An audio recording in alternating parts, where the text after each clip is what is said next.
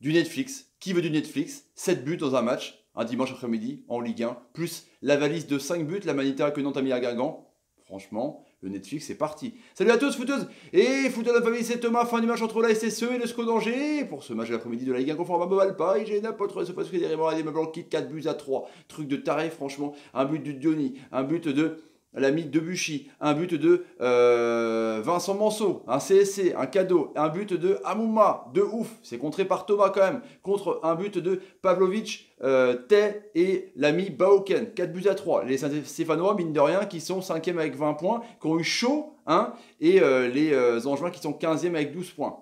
C'est pas terrible pour le SCO d'Angers, mais c'est un match de dingue. Alors là, on parlera évidemment de Nantes et cette Manita mis à Guingamp en fin de vidéo, mais on oublie complètement les défenses, hein, que ce soit Subotic, que ce soit du côté pareil, Romain, Thomas avec Vincent Manceau, Perrin, catastrophe. Hein, vraiment tout pour l'attaque. C'est le match vraiment où les équipes se sont attendues. Ils marquent un but, je marque un but. Tu marques un but, je marque un but. Je donne un CSC, tu donnes un CSC. Les défenses et les entraîneurs, à mon avis, ils sont pas contents du tout parce qu'il n'y avait aucune construction. Des contres et des boulettes.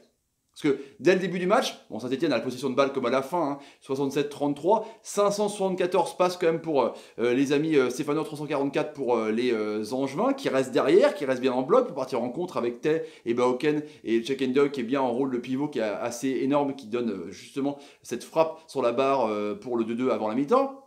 Et Saint-Etienne fait du jeu. Mais c'est pas terrible, je trouve, au milieu de terrain.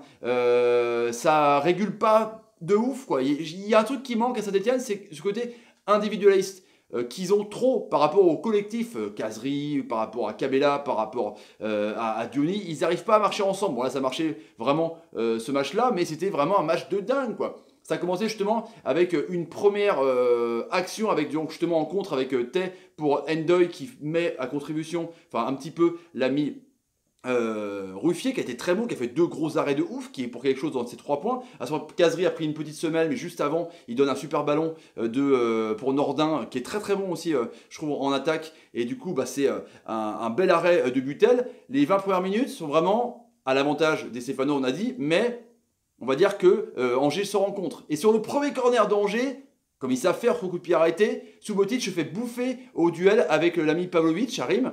Et du coup, Fabien Tay dépose et paf, 1-0. Mais 2 minutes après, sur un corner aussi, Perrin est oublié par la défense. Défense de Rela. Et hop, du coup, l'ami Diony peut la mettre pour battre Butel, un partout. Les mecs se suivent. Après, il ne se passe plus grand-chose. On va dire que Saint-Etienne essaye, mais ne trouve pas assez les attaquants. Il n'y a pas assez de vitesse de prise. Il y a trop de passes latérales. Je vous dis presque Saint-Etienne, 600 passes, c'est quand même énorme. C'est pas dans leur, normalement dans leur corde. Hein. Ils font un peu moins, ils jouent un peu plus de vitesse, mais ils sont sur un match nul. Ils ont du mal en ce moment, Saint-Etienne, du coup. Et après, on voit sur une belle action avec Cabella à la manœuvre. C'est assez intéressant, justement. Golosiak fait un beau centre et Debuchy, hop, il est oublié, 2-1. Là, tu dis, c'est parfait, Saint-Etienne. Ils se sont repris avec l'avantage de score et la confiance avec Gasset.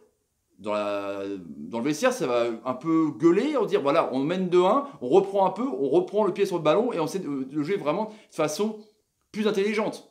Eh ben non, parce que Check-and-Dog, qui n'est pas attaqué, fait une frappe de mule complet sur la barre de Ruffier qui est tout content. Et après, c'est donc Fabien Tay qui la reprend à 20 mètres et c'est dévié par Debuchy. Debuchy qui était le buteur juste avant. Donc il le rend là pareil. J'ai marqué un but, mais je te la rends pour qu'on puisse faire du Netflix. Parce qu'on est payé, on est produit par Netflix. Il nous faut du scénario de fou. Deuxième mi-temps, ça recommence. Et là, on voit justement Baoken Tay faire 2 grosses frappes et 2 gros arrêts de Ruffier.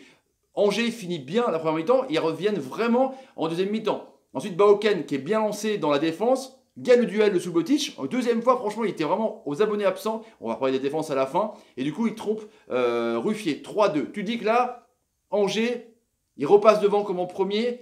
Ça va être assez compliqué pour les Stéphanois, qui sont un peu dans le doute, qui se font pousser, qui se font même presser par les Angevins.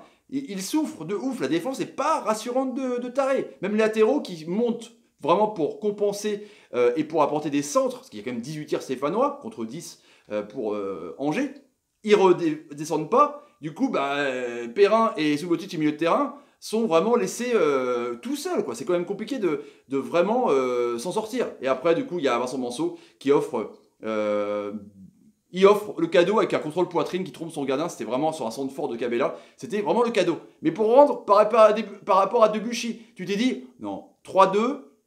2 minutes après, hein, 71e Baoken, 73e Manso offre le but. Donc tu t'es dit, bon voilà quoi, on va repartir à 3-3, c'est cadeau. Les mecs ils se suivent, marquent un but. Si l'équipe adverse n'a pas marqué, il se dit attends mais il faut qu'on se fasse marquer parce que c'est du Netflix, on est payé. Et du coup après ça s'enflamme, il y a des grosses frappes. Je vois Baoken qui est vraiment très très bon sur ce match-là. Vraiment tout pour les attaquants. Et du coup après il y a un superbe renversement vraiment de Cabella qui a été plutôt bon sur Amouma. L'entrant et du coup bah, il trompe 4-3 89e minute, contré par Romain Thomas quand même. Elle est déviée. Quand on est à Mouma, on verra selon ce que disent la fédération de foot. Mais elle est contrée par Romain Thomas, qui se dit, bon voilà, c'est terminé. Donc, les défenseurs ont fait que des conneries. Tu vas me dire, Perrin a offert un but, mais Subotic, il est pour les 2 buts. Manso, un CSC sur un contre-poitrine de merde. Et Thomas, bon, il trompe la frappe. Il ne peut pas faire non plus grand-chose, mais tu dis que les défenses, franchement, là, il y a du boulot pour Angers, qui joue son championnat pour le maintien, mais pour Saint-Etienne, qui veut jouer le top 5. Ça fait quand même un moment donné que ça craint pour Gasset quand même. C'est plein de petites individualités assez intéressantes qui jouent au ballon, mais ils n'arrivent pas à s'entendre collectivement. Du coup, forcément, quand il n'y a pas de cohésion de jeu et de régulation à une touche de balle devant des jeux en triangle, forcément, tu te fais prendre en compte par n'importe quelle équipe, que ce soit Nîmes, que ce soit Angers. Et du coup, bah, tu te prends forcément ton équipe qui a des tracteurs derrière, Perrin, Subotic, c'est une catastrophe. Ils ont gagné. Mais le derby qui va approcher contre Lyon, ça va pas être la même mayonnaise. Il faudra un peu assurer sa défense en tout cas. On a vu un match de fou, mais on veut du spectacle comme ça. Enfin, tu vas me dire, mec il gueule parce que voilà, il n'y a pas de 0-0, les défenses ont été solides, s'il y a un 0-0, il y a eu 4-3, c'est génial, mais c'est clair qu'il y a des trucs à revoir, en tout cas pour les deux équipes. Et puis pour Nantes, de toute façon, qu'est-ce que je vous l'ai dit, on parle prono, j'ai dit victoire de Nantes, parce que Nantes, coach Vaïd, Elodic, on le sait, tant que ça marche, c'est imbattable. Mec, il fout des tôles à tout le monde, il fout des branlées à tout le monde. Et le derby, Rennes-Nantes qui arrive dimanche à 17h. Ça va être chaud. Mais là, Guingamp a juste souffert et subi le talent en ce moment des joueurs nantais qui se sont réveillés de ouf. Et puis Salah qui marque 10 buts, hein, dans les meilleurs buteurs européens, mine de rien, l'Argentin. Peut-être la sélection, on ne sait pas. Voilà les amis pour les débriefs du soir entre Saint-Etienne et Angers. Et un petit mot sur Nantes et Guingamp. Si vous avez envie de la chaîne, n'hésitez pas. T'es sur le canal, je partage la vidéo sur Twitter, Facebook, Snapchat, Instagram. Suivez-moi aussi, c'est le nord de la gamme, bientôt 15 000 abonnés. Je vous en remercie.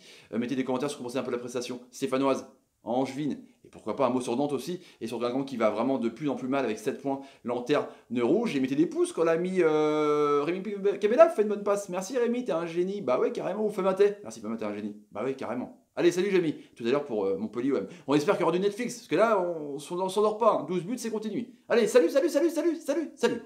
C'est fou quoi, 12 buts. Incroyable, franchement.